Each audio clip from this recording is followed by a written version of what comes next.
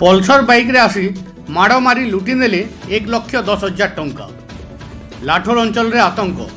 ठेंगारे पिटी व्यवसायी ठारू नगद 1,10,000 टंका लुट करछंती 3 जण दुर्बृत्त।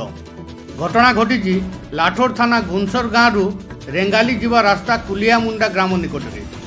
लुट्र शिकार होता व्यक्ति होती खोपराखोल ब्लॉक लाठोर थाना अंतर्गत रेंगाली ग्रामर गिरिधारी मेहर।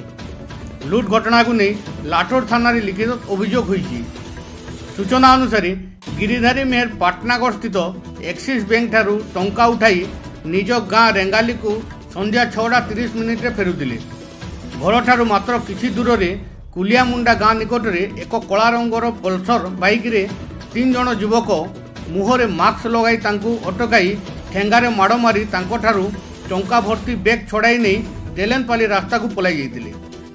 श्री मेहर एने लाठोर थाना रे अभियोग करिया परे खोपराखोल पुलिस एवं लाठोर पुलिस विभिन्न जगार सीसीटीवी जांच करथुवा बेले एने लाठोर थाना रे लुट मामला रुजु करी अधिक तदंत करुथुवा सह लुटेरे माननकु धरिबाकु उद्यम जारी रखिथुवा कहिसंती लाठोर थाना अधिकारी राकेश बेहरा। पाटनागढ़ मिर्चा न्यूज टीम ब्यूरो।